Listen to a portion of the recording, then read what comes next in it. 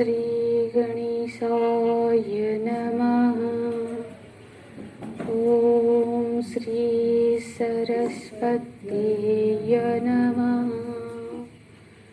ॐ श्री गुरुभ्यो नमः।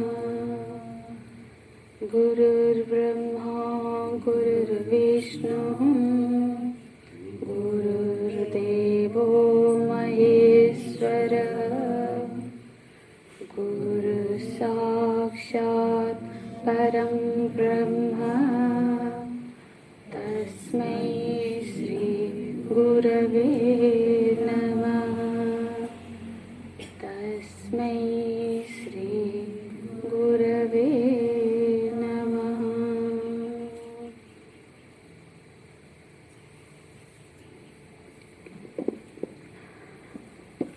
मेरे पीछे दोहराएंगे।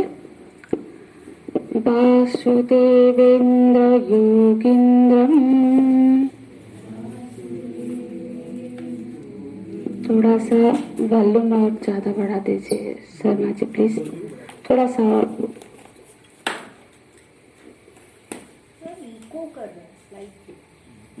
अच्छा अब ठीक है। हरिओम हरिओम। मेरे पीछे दोहराएंगे। वासुदेवेन्द्र योगीन्द्रम नत्वा ज्ञानप्रदं गुरुं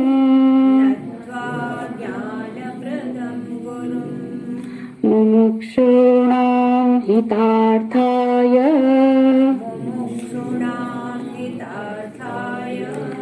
तत्त्वबोधो विधीयते।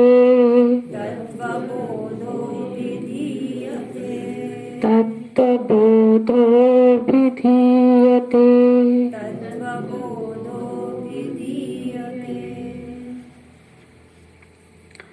जिसके पास बुक नहीं है खंडेबाजी दे देंगे क्या? कोई एक का मांग रहे थे। आपके पास नहीं है माँ? लिए हैं? ठीक है ठीक है।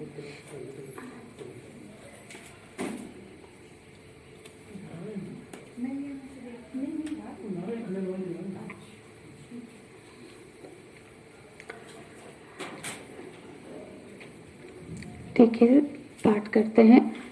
साधन चतुष्टय संपन्ना अधिकारिणां मोक्ष साधन भूतम् तत्व विवेक प्रकारम्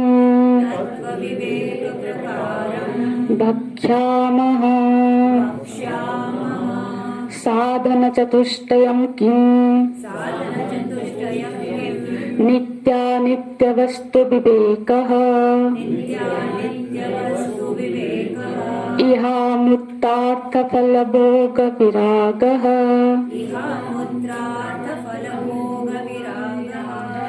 समाधि षट् संपत्ति मुमुक्षुत्वं चेति।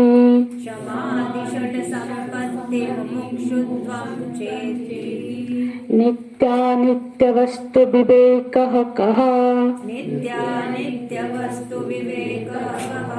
नित्य वस्तु एकं ब्रह्म तद्व्यतिरिक्तं सर्वम् अनित्यम्। विरागः कः?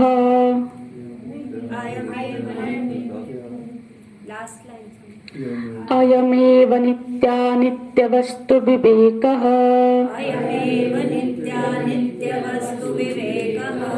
विरागः कः?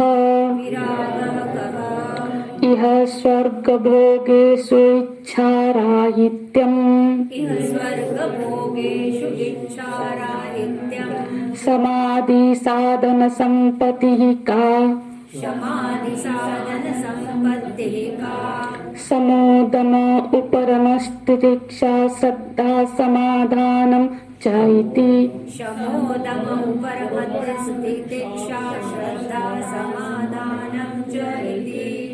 समः कः मनोनिग्रहः दमः कः चक्षुरादि बाह्येन्द्रिय निग्रहः उपरमः कः स्वधर्मानुष्ठानमेव तितिक्षा का शीतोष्ण सुख दुःखादि सहिष्णुत्वम्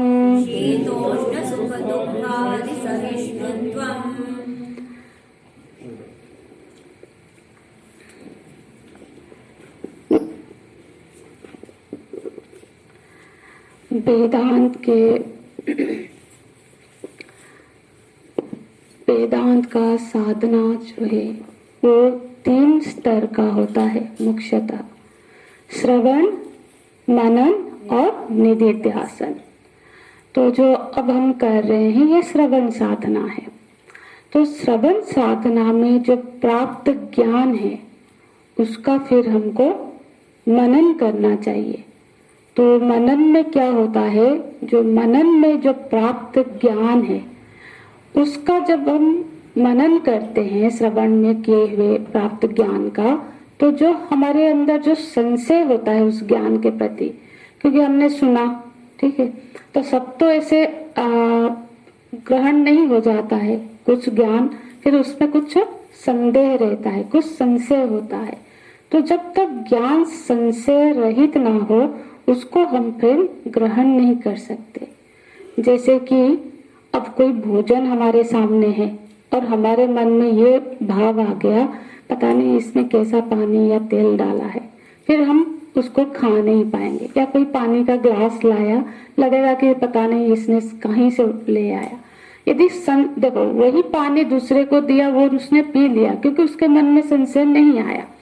संशय आ गया मतलब वो फिर ग्रहण नहीं होगा।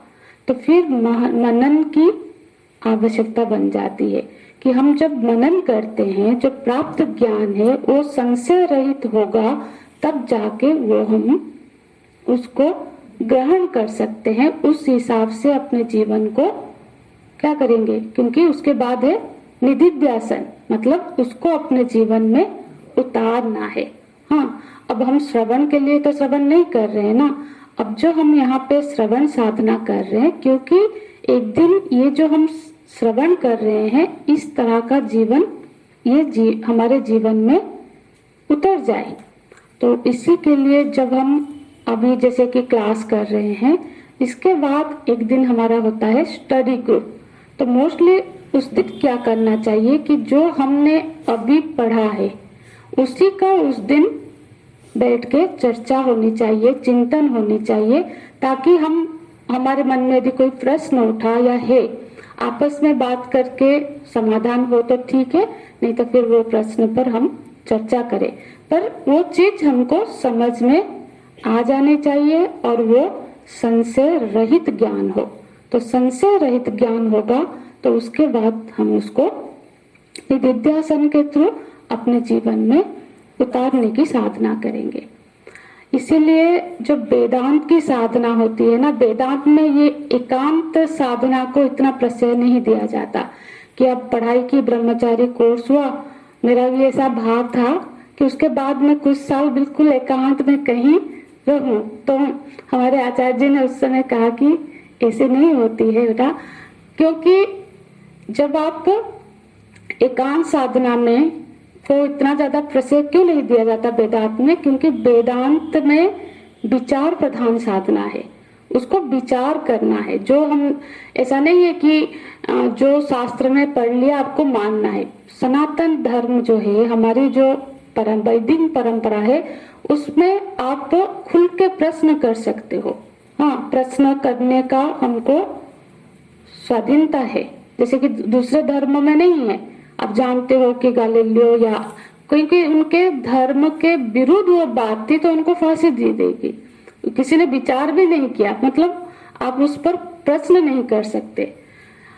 पर हम उस परंपरा से है जहाँ गुरु हमको ये स्वाधीनता देते हैं कि आप खुल के प्रश्न करो, प्रश्न कर सकते हो। तो इसीलिए क्योंकि जब हम एकांत में रहते हैं, क्या होता है, एकांत समय में हमारे अंदर जो दोष होते हैं ना वो निकलते हैं। मन में, इंद्रियों में, हम जैसे भी बैठ के जो चाहे खा लिया, एकांत में बिल्कुल कज्जल सा जीवन हो जाता है। पर जब कोई साथ होता है, कोई जैसे कि ये सेवा के थ्रू हम अपनी साधना कर रहे, एक समूह में विचार शैली के प्रधानता से जब हम साधना करते हैं, जैसे कि आप अभी सेवा का साधना सब कर रहे हैं, तो क्या होता है ना, साधना के समय में हमारे अंदर के जो दोष है वो उभरते, निकलते हैं। हाँ, निकलते हैं तो फिर उसका समाधान होता है, क्योंकि हम किसी के गाइडेंस में हैं, तो वो फिर हमको गाइड कर लेते हैं कि ये गलत हुआ, टोकते हैं। और तब भी टोकते हैं जब वो ये महसूस करते हैं कि ये अब मेरा है। गुरु भी सबको तभी टोकते हैं जब वो उसको समझते हैं कि अब इसको टोकने की अधिकार मेरे पास है। तो इस तरह से क्या होता है ना, हम उन सारी बुराइयों से, उन सारी कमियों से ऊपर उठते हैं। इसलिए पूरा एकांत में चले जाना। इसलिए आपने देखा होगा कि वेदांत के जो बड़े बड़े आचार्य हैं, चाहे हमारे गुरुदेव हो, अखंडानंद सरस्वती जी महाराज जी है, अभी बहुत सारे जो ज्ञान मार्गी है, वो नित्यवती प्रवचन करते हैं। ज्ञान का मतलब ऐसा नहीं है कि हिमालय चले गए कहीं बिल्कुल एकांत में बैठ के। उड़िया बाबा जी है, बहुत सारे करपात्री महाराज जी है। अब तो हमारे जो 4 शंकराचार्य है चारों मठों में, वो बड़े बड़े वेदांती है, पर वो समाज में रहते हुए भी अपनी साधना कर रहे हैं। तो ये चर्चा का अभिप्राय ये है यहाँ पे कि हम अभी जो ये संपत्तियों का हम चर्चा कर रहे हैं, और ये क्या है, साधन चतुष्टय संपन्न अधिकारिणाम, है ना। अधिकारी का प्रकरण चल रहा है कि ये जो वेदांत ज्ञान है, ये ज्ञान के लिए अधिकारी कौन है ना। ऐसा नहीं है कि ये पूरा अधिकारी हो तब जाके तत्वबोध पढ़ने आए, नहीं। ये सब पढ़ते पढ़ते ये सारी अधिकारित्व तो हमारे अंदर आएंगे, तब जाके हम उपनिषद आदि ज्ञान को आत्मसात कर सकेंगे। ठीक है, तो ये वेद के पढ़ने के अधिकारी की चर्चा हो रही है। तो कौन कौन अधिकारी है, साधन चतुष्टय संपन्न, जो 4 तरह के साधन से संपन्न है ना। क्या क्या है, हाँ हाँ, इस तरह से कहिए ना, विवेक। हाँ, दूसरे भी आज तो बहुत मैं पूछूंगी, बताऊंगी कम, क्योंकि अब सब याद है, या फिर स्वामी जी बोल रहे थे ना, क्या आगे पाठ पीछे सपाट, ऐसा ना हो। हाँ, तो बताइए 4 संपत्ति क्या है। हाँ, विवेक, वैराग्य, दूसरे भी बस मुमुक्षुत्व, ये 4 चीजों की जरूरत है हमको वेदांत का अध्ययन, तब वेदांत के ज्ञान निष्ठा प्राप्त करने के लिए। ठीक है, तो इसमें से अभी तक हमने विवेक की चर्चा की विस्तार से, वैराग्य की चर्चा की, फिर संपत्ति में आए हैं, षट संपत्ति की चर्चा अभी कर रहे हैं। षट संपत्ति में 6 संपत्तियों की चर्चा होती है, और ये संपत्तियां हैं। मैंने बताया था संपत्ति का क्या लक्षण होता है, 4 लक्षण है। एक तो संपत्ति अर्जित की जा सकती है, तो मतलब ये 6 यदि हमारे पास नहीं है तो इसको हम अर्जित कर सकते हैं। फिर इसका यदि हम संवर्धना ना करें तो ये घट भी सकती है ना। एक बार हो गया तो मतलब हम बिल्कुल जैसे आम उस पर ध्यान ना दे तो फिर वो घट भी जाएगी। फिर ये पूंजी बनती है दूसरे संपत्ति को अर्जन करने में। तो हम इस श्रृंखला में सम और दम की चर्चा कर चुके हैं। सम क्या है, थोड़ी सी बताइए मुझे। हाँ, पढ़ के बुक भी देख सकते हो। मनो निग्रह, हाँ, मन निग्रह, निग्रह माने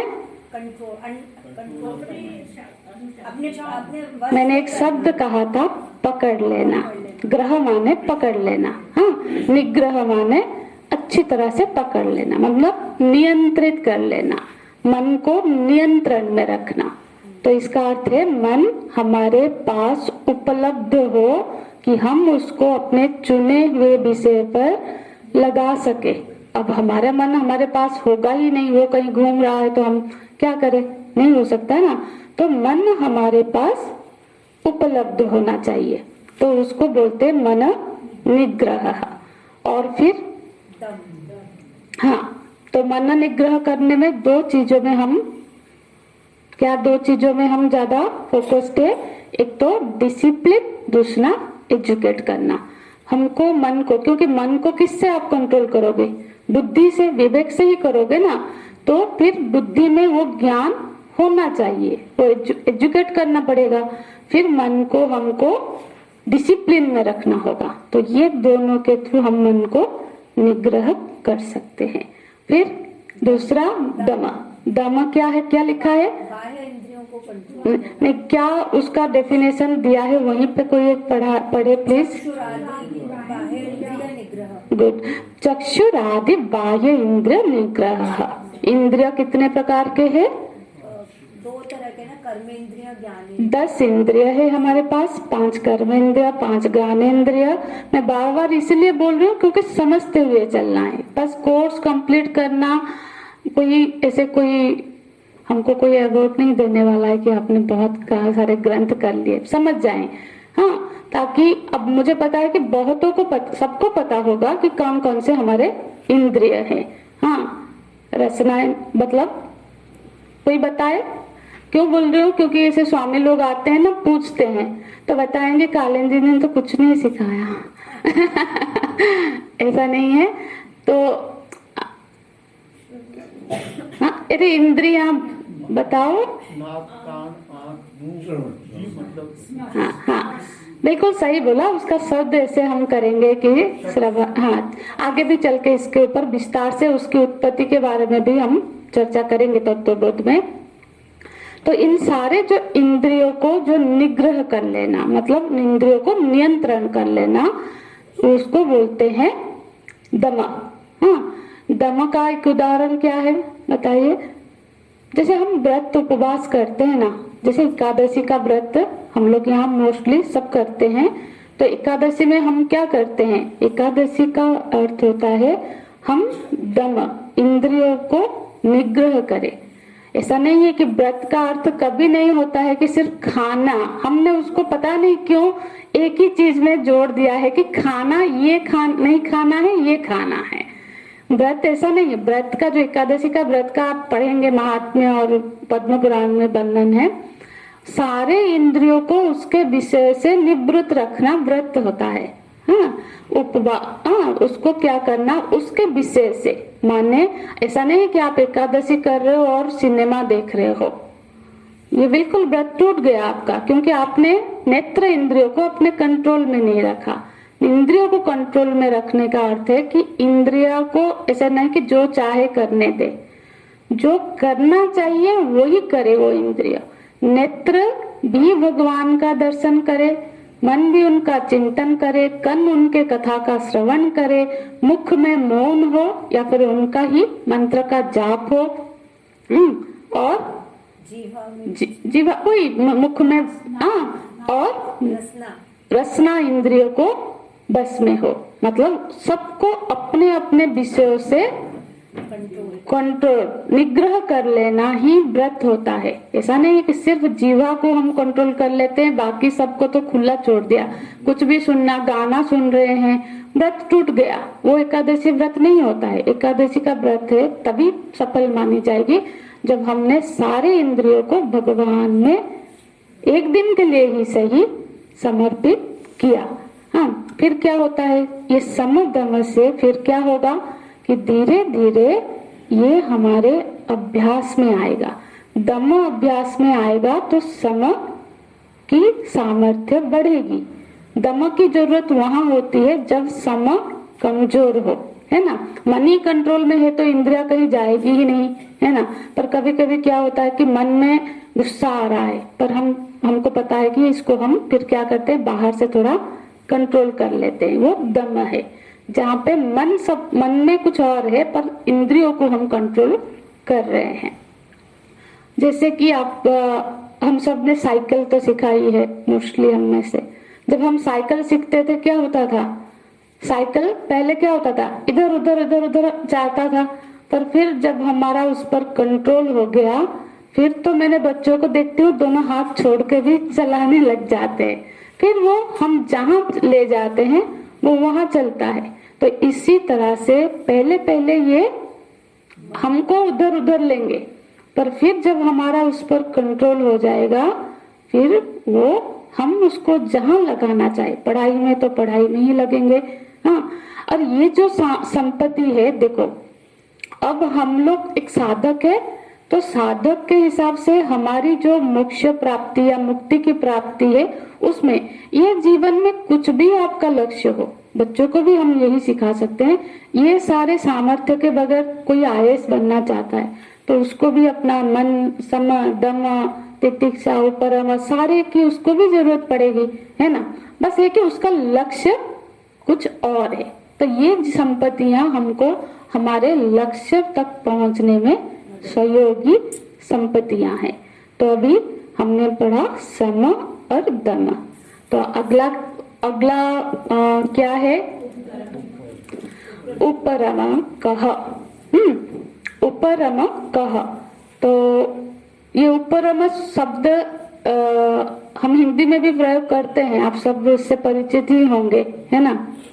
हिंदी में हम उपरांत हो गए, उपराम हो गए। उपराम हो गए का अर्थ हम क्या समझते हैं, हाँ, उपराम मतलब मानो कि निवृत्त हो गए। अब ना बोलने के बाद मैं उपराम मतलब बोलते हैं ना, कभी कभी कोई ये शब्द प्रयोग करते हैं भाषण में भी, अब वो उपराम लेंगे मतलब उसको समाप्त करेंगे या फिर उससे निवृत्त होंगे। इस तरह से भी हिंदी में हम इस शब्द को प्रयोग करते हैं। पर यहाँ पे देखिए क्या लिखा है इसका डेफिनेशन, में कोई पढ़िए, बड़ जोर से पढ़िए कोई। हाँ, अनुष्ठानम एव या फिर अनुष्ठानमेव ऐसे भी पढ़ सकते हैं, ठीक है।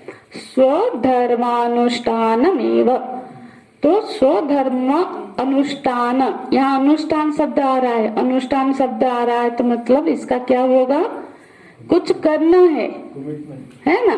तो फिर कर्म आया ना, नहीं कर्तव्य, तो फिर कर्म आया मतलब यहाँ तो निवृत्ति अर्थ में है नहीं, प्रवृत्ति है, कुछ करना है। स्वधर्म अनुष्ठानम एव, स्वधर्म क्या होता है हमने विस्तार चर्चा की है गीता जी में। किसको याद है, कोई तो कर्तव्य कर्म मिले उनको धर्म के अनुसार, अपने आश्रम और अपने उसके अनुसार, बिल्कुल अपने पहचान के अनुसार जो हमारा शास्त्रोक्त जो कर्तव्य है वो हमारा स्वधर्म है ना। जैसे कि अभी धर्म, धर्म हम बोलते हैं, धर्म की कई परिभाषाएं हैं। जैसे कि बताइए, धर्म की अभी एक परिभाषा हमने चर्चा की थी जब गीता घर घर गीता ज्ञान यज्ञ कर रहे थे, धारयति थी धर्म। हाँ, जो हमको धारण कर रहा है वो धर्म है। दूसरा परिभाषा गीता जी के प्रारंभ में ही हमने, आप किसी को यदि याद हो, हमने जगत सृष्टि कारण हेतु वो धर्म है। जगत की सृष्टि और कारण का जो सृष्टि का जो कारणभूत तत्व है वो धर्म है। तो धर्म की अनेक व्याख्या है, पर यहाँ पे स्वधर्म अनुष्ठानमेव उपरम। तो देखो धर्म की चर्चा, पहले उपरम शब्द को जान लेते। उप माने, उप बहुत बार बोलती हूँ मैं, नियर, समीप। हाँ, उपासना में बोली थी ना। तो उपरम, उप माने समीप पे रहना। हाँ, समीप में रमण करना। रमण माने आप उसके इर्द गिर्द अपना, हाँ, जैसे कि अभी यहाँ पे एक्सपेक्टेड क्या है कि इस सत्संग में हम रमण करें। यदि कोई किसी मन आप कहाँ पे रमण कर रहा है वहां पे हम है ना। मन जहाँ होता है हम वहीं होते हैं, असल में शरीर का कोई मतलब नहीं। यहाँ तो बैठे हैं, फिर किसी के मन में होगा कि अरे हमारी मैडम ने बोला है कि जाते हुए फल लेके आना, या फिर वो प्लम्बर को बुलाया था आया कि नहीं, तो फिर हम कहाँ रमण कर रहे हैं? क्या सत्संग में रमण कर रहे हैं? तो ये देखना है कि हम रमण कहाँ कर रहे हैं। तो ऊपर रमा किसके पास, किसके समीप में? तो स्वधर्म सत्संग। हाँ, ये तो देखो अभी सत्संग में बैठे तो अपने लक्ष्य के समीप में रमण करना। ठीक है, हमारा लक्ष्य क्या है, किस लक्ष्य को प्राप्त करने के लिए हम सत्संग आते हैं? हमारा लक्ष्य है कि हम इस संसार अपने स्वरूप को जान ले, या सुख को प्राप्त कर ले, या शांति को प्राप्त कर ले, जो भी जिसका अभी लक्ष्य है। हाँ, तो उस लक्ष्य को ध्यान में रखते हुए ही हमारा कर्म होना चाहिए। बिल्कुल। तो धर्म यहाँ पे क्या होगा? हाँ, कि हमारे लक्ष्य के अनुरूप ही हमारी आचरण हो, कर्म हो। यदि हमारा धर्म, हम स्टूडेंट है और हमारा आचरण हमारे स्टूडेंट धर्म के हिसाब से पढ़ाई वढ़ाई ना हो के फिर मूवी घूमना, काम करना, भले काम भी करे, आके कोई लेबर काम कर रहा है कहीं, वो धर्म के अनुरूप तो नहीं हुआ, फिर वो अपने लक्ष्य को नहीं पहुंचाएगा। लक्ष्य में पहुंचाएगा तभी जब हमारे लक्ष्य के अनुरूप हमारा आचरण हो, हमारा कर्म हो। तो उपरम का यदि हम इसे संक्षिप्त में समझे तो जब हम किसके समीप में रमण कर रहे हैं? अपने लक्ष्य के अनुरूप ही हमारा क्रियाकलाप, हमारा आचरण हो। तो और सरल में समझे तो हमारे पास उपलब्ध समय का ज्यादातर हिस्सा हम किस में निवेश कर रहे हैं? अपने लक्ष्य की ओर। तब जाके हम बोलेंगे कि हमारे पास इस उपरम सामर्थ्य, उपरम जो संपत्ति है, उस सामर्थ्य, वो संपत्ति हमारे पास है। यदि हमारा मैक्सिमम जो समय है वो हमारे लक्ष्य की ओर जाता है। ऐसे तो हम बोलेंगे कि हम तो बड़े धार्मिक है, धर्म में अभी जा रहे हैं और हमारा दिनचर्या क्या है, खाना बनाया, घर साफ किया, ये किया, पार्टी गए, किटी पार्टी गए, वो बुरा मान जाएगा, उसके घर जाना, वही सब कर रहे तो फिर तो नहीं बोल सकते। पर यदि हमारा दिनचर्या है कि हम सुबह उठे, ध्यान किए, पूजा किए, मंदिर आए, हाँ, सत्संग किए, अपना जो स्वाध्याय है वो किए, तो फिर कैसा माना जाएगा? ये आध्यात्मिक पथ पर चल रहे हैं। तो ये जो संपत्ति है, ठीक है। तो अब देखो समय का जो सीमा है ना वो सबके लिए बराबर है ना। कोई तो ऐसा नहीं है कि वो उसके पास बहुत बड़ा पद है, वो राष्ट्रपति है या फिर प्रधानमंत्री है तो उनको बहुत काम है तो उनको 25 घंटे हैं, और जो बिल्कुल नालायक है, कुछ काम नहीं करता है, बैठा रहता है, उसको थोड़ी ना 12 घंटे हैं। सबके लिए 24 घंटे हैं। हाँ, समय की सीमा सबके लिए बराबर है। तो इस समय का हम कैसे उपयोग कर रहे हैं वो ही निर्धारित करेगा कि हमारे पास इस उपरम की सामर्थ्य है कितनी है। जैसे कि अब हम लोग साधक है, जो यहाँ सत्संग आ रहा है, मिशन में जुड़ रहा है, वो अपनी उन्नति चाहता है, अपने को मुक्त करना चाहता है, इसलिए इस मार्ग में आया है, साधक है। तो हमारी दिनचर्या एक साधक की तरह होनी चाहिए। जैसे कि हम 6 घंटा सोना चाहिए, 8 घंटा मान लो, और 2 घंटा दिन में भी सो जाए तो 8 घंटा सो लिए, फिर खाना बनाना है, तैयार होना है, ऐसे और 4 घंटा, 12 घंटा चले गए, और फिर भी 12 घंटा बच रहा है। उसमें से भी बाकी छोड़ दो, फोन, आजकल ये फोन बहुत टाइम खा रहा है हमारा। तो यदि हमारे जीवन दिनचर्या के 7 से 8 घंटे हम अपनी साधना को दे रहे हैं, साधना के कई रूप है, स्वाध्याय कर रहे हैं, सत्संग आ रहे हैं, अपने मन को स्थिर रखने के लिए अपना जाप, पूजा, जो भी मंत्र है, गुरु मंत्र है, उसका कर रहे हैं, सेवा कर रहे हैं, हाँ, सेवा को समय दे रहे हैं, तो फिर क्या होगा?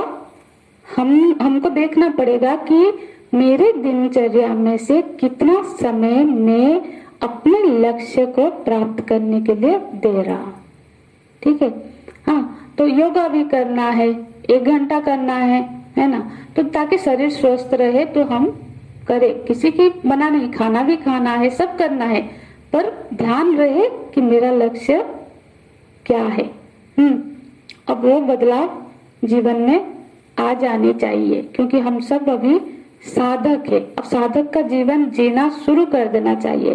फिर वो भी घर यहाँ मतलब प्रायोरिटी फिर साधना हो जाए कि मेरे दिन मैं ऐसे प्लान करूं कि यहाँ यदि 2 कक्षाएं हो रही है तो ये मेरा कभी छूटे नहीं।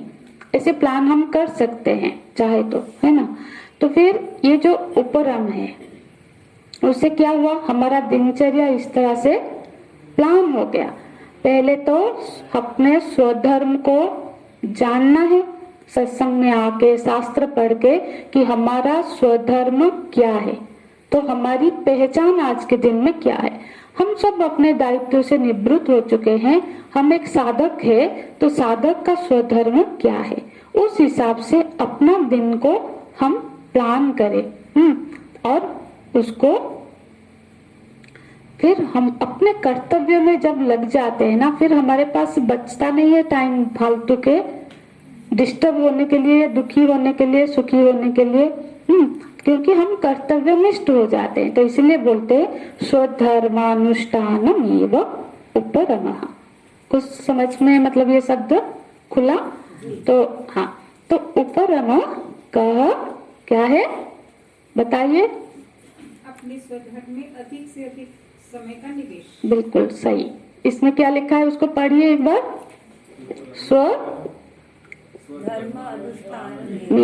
स्वधर्मानुष्ठानमेव। तो आगे की संपत्ति क्या है? तितिक्षा का शीतोष्ण सुख दुखादि सहिष्णुत्वम। तितिक्षा, ये जो शब्द है ना तितिक्षा, ये तीज धातु से बनता है, सन प्रत्यय लग के। तो तीज धातु सहन करने के अर्थ में प्रयोग होता है। तो सहन करने की सामर्थ्य को बोलते हैं तितिक्षा। समझ में आया? तो जो हम कुछ सहन करना है। जब हम लोग अभी साधक है, तो साधक के जीवन में जब हम अग्रसर होते हैं तो फिर क्या होता है, कुछ प्रतिकूल परिस्थितियां आती है। अब आप लोग निकल रहे हो, हाँ कहाँ जा रहे हो? अरे आश्रम में।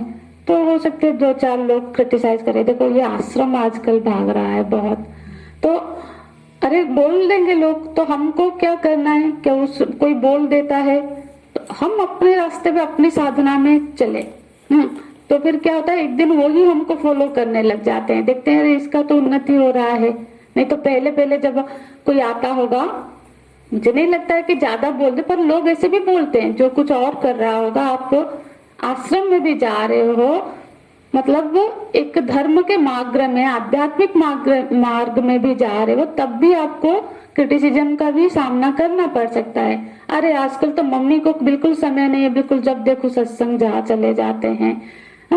जैसे कि अब ये जो हम अपना दिनचर्या निर्धारित किए उपरम के, उसके बाद ही तितिक्षा की चर्चा हो रही है, तो उसको पूरा करने में आने वाले जो बाधा है, विघ्न है, उसको सहन करना है, ना कि वो आपको वहां रोक ना दे। तो तितिक्षा क्यों? तितिक्षा माने सहन करना है। तो जब कोई परिस्थिति आई, कोई प्रतिकूल परिस्थिति आई, तो हम वहां पे क्या करेंगे? एक 2 चीजें है, एक तो उसका समाधान करेंगे और दूसरा नहीं तो तितिक्षा करेंगे। ठीक है। तो पहले तो हम कोशिश करनी चाहिए, यदि वहां समाधान होता है, कोई घर का समझ नहीं पा रहा है कि वहां क्यों जाते हो, कि कुछ सपोज आपने कुछ प्लान दिनचर्या की है, तो उनको हम समझाने की प्रयत्न कर सकते हैं, या फिर उनका भी जो समय है वो डिस्टर्ब ना हो, उनको जो हमारी दायित्व है उनके प्रति ऐसे हम प्लान करें कि हमारा भी साधना डिस्टर्ब ना हो। तो इस तरह से देखो यहाँ पे लिखते हैं शीतोष्ण सुख दुख आदि। शीत उष्ण से सुख दुख ये सब प्रतीक है। इससे हमको सारे कंडीशन, सारे परिस्थितियां ले लेनी चाहिए। जैसे कि जीवन जो है हम सब जानते हैं द्वंद्व में ही मिलते हैं। हाँ, द्वंद्व में ही है। जैसे कि सुख है, सुख आया है तो दुख भी आएगा। हाँ, जन्म हुआ है तो मृत्यु भी होगा। शीत है तो उष्ण भी है, शत्रु है तो मित्र भी है। तो जीवन में हर चीज हमको द्वंद्व में ही आती है।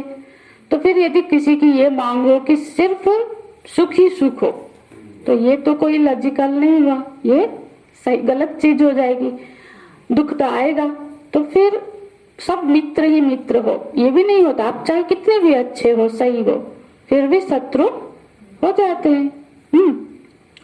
तो फिर जो विपरीत परिस्थिति आई वहां पे ये तितिक्षा का जिसके पास बल हो, सामर्थ्य हो, उसमें क्या होता है, वो अपने लक्ष्य से फिर नहीं भटकता है ना। क्योंकि अब पहले तो कोशिश करनी चाहिए उसका समाधान हो।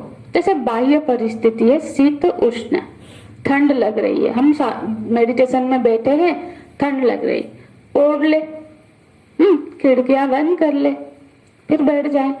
नहीं, ऐसी जगह में बैठ, मतलब ऐसा कुछ है कि हमारे पास ओढ़ने के लिए भी नहीं है और हम कहीं तब जाके तितिक्षा की जरूरत होती है। ऐसा जरूरी नहीं है कि सब हो, नहीं मेरे को तो तितिक्षा बोला है आचार्य जी ने, मैं नहीं ओढ़ू, ऐसा नहीं होता है। जहां हमारा कंट्रोल के बाहर, उसको हम समाधान ना कर पा रहे, हमारे पास सामर्थ्य नहीं है, अब कोई चीज नहीं है, मांगने जाएंगे, खरीदने जाएंगे, पैसे नहीं है, कमाएंगे, तो फिर तो सारा समय उसका समाधान में चला गया। हाँ, कुछ चीजें हम समाधान कर सकते हैं। जैसे कि कोई आदमी है, थोड़ा सा हमको कुछ नेगेटिव बोल रहा है, कुछ कर रहा है, फिर हम उससे लड़ने लगेंगे, फिर बात बिगड़ेगी। तो हम जब पढ़ने आए हैं, कुछ हुआ है, तो वहां पे हमने इग्नोर कर दिया, सह लिया। उसने कुछ अपशब्द भी बोला, हमने सह लिया। क्यों सह लिया? इसलिए नहीं कि हमारे पास मुंह नहीं है या हम बोल नहीं पाते, इसलिए सह लिया क्योंकि सहने से मेरा टाइम सेव हो रहा है और उस टाइम से मैं अपना सत्संग अटेंड कर सकता हूँ। मैं अपने को क्यों अभी डिस्टर्ब करूं? तो इसलिए हमने, वो है तितिक्षा। हाँ, हमने अननेसेसरी ट्रबल में नहीं जाना है, जो कि जिसको हम अवॉइड कर सकते हैं। अब जहाँ यदि अब देखो, दूसरे को समझा के सेटिस्फाई करेंगे, ये तो बड़ी होने जैसी नहीं है। छोटा मोटा बात है तो ठीक है, सॉरी बोल के समझा दिया। नहीं, कोई बहुत बार किसी को समझाने में हम अपना एनर्जी इतना ये करते हैं कि फिर हम अपना भी साधना से, इस तरह से मैं एक उदाहरण दे रही हूँ, बिल्कुल सही नहीं, मतलब नहीं बैठता है, फिर भी हमको इसकी थोड़ी सी समझ होने के लिए। जैसे कि एक कुत्ता है, ठीक है, डॉग है, उसको दिल्ली जाना, उसने प्लान किया कि मैं उसको चल के ही जाना है, तो दिल्ली तक 6 दिन में 8 दिन में वो पहुंचेगा। तो उसने प्रॉपर प्लानिंग की कि यहाँ से मैं कुरुक्षेत्र में पहला दिन रुकूंगा, फिर उससे फिर 50 किलोमीटर या 40 किलोमीटर जितना वो चल पाएगा वहां पे दूसरा दिन रुकेगा। इस तरह से करके वो 7 दिन में या 8 दिन में वहां पहुंच जाएगा। उसकी प्लानिंग हो गई, निकल पड़ा। जब वो कुरुक्षेत्र पहुंचा तो वहां पे उसके लोकल जो कुत्ते होते हैं, जो बाहर से आता है, उसको देख के क्या करेंगे? भौंकेंगे, उसको परेशान करेंगे। तो वो वहां तो रुक नहीं पाया। फिर उसके पास 2 ऑप्शन आ गए, है ना, इधर वो उनके साथ लड़े या फिर अपनी तेजी बढ़ा के दुम दबा के भागे। 2 चीज कर सकता है। तो उसने डिसाइड किया कि मैं तो अब यदि मैं इनके साथ उलझा तो जो मेरा प्लान था कि 7 दिन में पहुंचू, वो तो फिर गड़बड़ हो जाएगी। तो वो ज्यादा तेजी से भागा। तो इस तरह से दूसरे जगह गया तो वहां के लोकल कुत्ते होंगे जो उसको फिर डिस्टर्ब करेंगे। तो यहाँ पे हमको तो इससे क्या होगा, यदि उसने दूसरा मार्ग ही पकड़ा, उसमें ना उलझ कर भागने का, तो उससे वो 8 दिन के जगह में 4 दिन में पहुंच गया। तो हमारे जब हम एक डेस्टिनेशन बनाए हैं, लक्ष्य बनाए हैं और हम निकल रहे हैं, तो संसार में इस तरह से कई ऑब्स्टाकल्स आएंगे। आप भौंकने को एक उदाहरण ही मान रहे हैं, हम उसमें उलझे या फिर अपनी स्पीड बनाकर बढ़ाकर निकल जाए, भागे, तो ये हमें डिसाइड करना है। तो ये तितिक्षा है, ठीक है। तो कभी कभी अवॉइड करना है चीजों को, संसार में आते रहेंगे।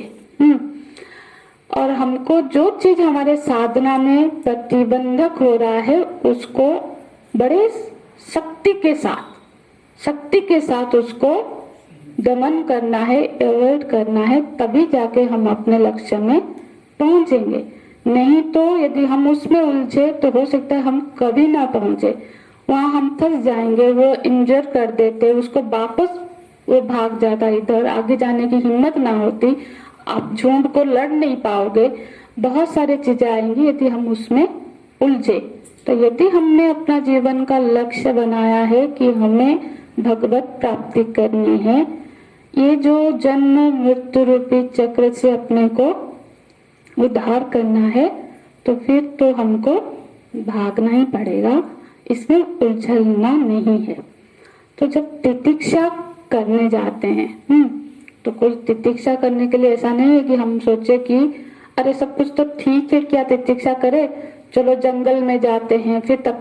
कोई क्रिएट करके तितिक्षा करने की जरूरत नहीं है। आपने देखा होगा बहुत साधक है जो कि चारों तरफ आग लगा के बीच में बैठते हैं, कोई पानी में खड़े होके, वो लोग सिद्धि के लिए कर रहे हैं, हम लोग अपनी मुक्ति के लिए कर रहे हैं। आपने देखा होगा राक्षस लोग भी बड़े कठोर तपस्या करते थे, बहुत कुछ सहन करते थे, एक पैर पे खड़े होके हिमालय के ऊपर सर्दी को गर्मी को, पर वो सिद्धि प्राप्त के लिए। और जो हमारे सारे ब्रह्मनिष्ठ तपस्वी ऋषि की हम वर्णना सुनते हैं, वो लोग अपने आश्रम में एक सुंदर जीवन यापन के साथ भगवत आराधना करते हैं। तो ये है उपासना, ये है साधना। जरूरी नहीं है कि हम जाके एक पैर पे खड़े होके तपस्या करें। तो तपस्या एक कुछ सिद्धियों की प्राप्ति के लिए होती है, तो उसके वो एक अलग चीज है। यदि लक्ष्य सिद्धि प्राप्त करनी है तो फिर उसके लिए भी तितिक्षा की जरूरत है, और उसके लिए हमको अलग मार्ग है। और जब तितिक्षा करने जाएंगे तो फिर इसमें 2 चीजें मुख्यतः हमको ध्यान रखनी है, जरूरत है। वो क्या है? पहला है कि हमारा संकल्प दृढ़ हो कि मुझे वो लक्ष्य प्राप्त करनी है, तभी हम तितिक्षा कर पाएंगे। दूसरा, हमारा शरीर भी उसके लिए हमको साथ दे, क्योंकि शरीर क्या है? खलु धर्म साधना, शरीर ही तो है जिसके सहारे हम साधना कर रहे हैं। तो हमारा शरीर भी ऐसा हो कि हम साधना के लिए तैयार हो, तब जाके हम थोड़ा बहुत तितिक्षा करना चाहिए। जैसे कि अभी शरीर घुटने दर्द कर रहा है, फिर भी हम थोड़ा सह लिए और आधा घंटा का 1 घंटा का प्रवचन हमने अटेंड कर लिया, ठीक है। पर शरीर को तैयार रखना है। यदि शरीर स्वस्थ ना हो, मन में बहुत विचार आ रहा है, इसमें ये बैठ के चांट कर लूं, इतना मेडिटेशन कर लूं, पर बैठ नहीं पा रहे हैं, कुछ नहीं कर पा रहे, तब भी नहीं होगा। शरीर तो हट्टा कट्टा है, मन में संकल्प ही नहीं है, तब भी नहीं होगा, है ना। तो फिर हम इसीलिए ना आजकल जो बच्चों को इतना, हमारा शरीर को हम कैसे बनाएं ये हमारे पर है। हम चाहे तो इसको नाजुक से नाजुक बना सकते हैं, चाहे तो बिल्कुल कठोर स्ट्रांग बना सकते हैं।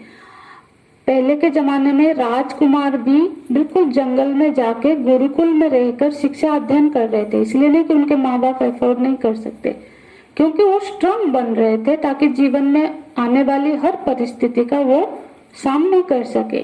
पर आजकल हमारे बच्चे, गाड़ी का एसी भी यदि एक दिन खराब हो ना फिर दूसरे दिन बोलते हैं जब तक ठीक ना हो मैं स्कूल नहीं जाऊंगा। तो सोचो ये बच्चे आगे चल के किस तरह जीवन को, इसलिए हर छोटी सी बात हुई डिप्रेशन में चले जाते हैं, क्योंकि किसी चीज को मतलब परिस्थिति जो कि प्रतिकूल परिस्थिति को सहने की सामर्थ्य हमने उनको ट्रेन ही नहीं किया है। हाँ, हम चाहते हैं कि हर चीज हमारे बच्चे को मिल जाए। उससे क्या हो रहा है, वो कभी ना मिले ना, अब वो नहीं सहन कर पा रहे हैं। हाँ, इसीलिए बच्चे छोटे से ही, मतलब अब 10th का कुछ, हम तो 60% आ गया तो बहुत पाती है, अब 98% उसका 99, मेरा 97 होगा, 95% है, फिर भी वो उदास। और तो ये शरीर को हमको बचपन से ही ऐसा स्ट्रॉन्ग बनाना चाहिए ताकि हम अपने साधना कर सके। तो ये जो है ना, हमको ध्यान रखना चाहिए अपनी आगे की पीढ़ी के लिए कि बचपन जो होता है वो पूरे जीवन को जीने की तैयारी का समय होता है। उस समय इतना नाजुक बनना, इतना कमजोरी, वो एक कमजोरी बन जाएगी, बच्चे फिर फेस नहीं कर पाएंगे। कोई जॉब चली जाए तो फिर, अब समय तो बदलता है ना, कितना भी जॉब भी जा सकता है, मिल भी सकता है, कंपटीशन है, तो ये तो थोड़ा डाइवर्ट है। पर वहां पे भी तितिक्षा की बात आती है कि शरीर तैयार हो। सहना तो चाहते हैं पर शरीर बिल्कुल साथ ना दो तो फिर तब क्या कर सकते हो, आपको वो स्किप ही करना पड़ेगा। जो साधना के लिए आप निकल रहे हो आप कर नहीं पाओगे। थोड़ा बहुत आपका पैर फिर आधा घंटा 1 घंटा संभाल लिया, पर आप वहां से बिल्कुल उठ ही नहीं पाओगे बिस्तर से, तो फिर तो नहीं आ पाएंगे ना। तो फिर इस तरह से तितिक्षा एक बहुत बड़ी सामर्थ्य है। यदि हमको अपने साधना में थोड़ा सा तितिक्षा सहन भी बोल सकते हैं, सैक्रिफाइस भी बोल सकते हैं। हाँ, हम जब वो घर में बस अपने कंफर्ट जोन से निकलना भी चाहिए कि हम तो घर में, अरे अब कौन क्लास जाएगा, सर्दी है, अब चल के जाना पड़ेगा, ठीक है, इस तरह से फिर हम साधना में नहीं जाना है। मतलब जाना है जो भी है, यदि कोई काम है तो पहले से निपटाएंगे या फिर आके करेंगे। तो इस तरह की जब हमारे अंदर संकल्प आती है, दृढ़ता आती है, तभी जाकर हम अपने साधना में आगे बढ़ते हैं, सही मानने में एक साधक का जीवन जी सकते हैं। तो आगे श्रद्धा बहुत ही सुंदर और बहुत विस्तृत, और श्रद्धा सबसे बड़ी संपत्ति है इस सब में। मैं बताऊं कि श्रद्धावान लभते ज्ञानम, भगवान बोलते हैं। आपका शुरुआत ही श्रद्धा से होती है। आपकी यदि कहीं पे श्रद्धा नहीं बन पा रही है तो फिर आपकी गाड़ी मतलब निकली ही नहीं। तो इसलिए श्रद्धा पर विस्तार में चर्चा करेंगे आगे की कक्षा में। हरिओम तत्सत। ओम पूर्णमदः पूर्णमिदं पूर्णात् पूर्णमुदच्यते पूर्णस्य पूर्णमादाय पूर्णमेवावशिष्यते। ओम शांति शांति। हरि ओम श्री गुरुभ्यो नमः। हरि ओम। श्री कृष्णार्पणमस्तु।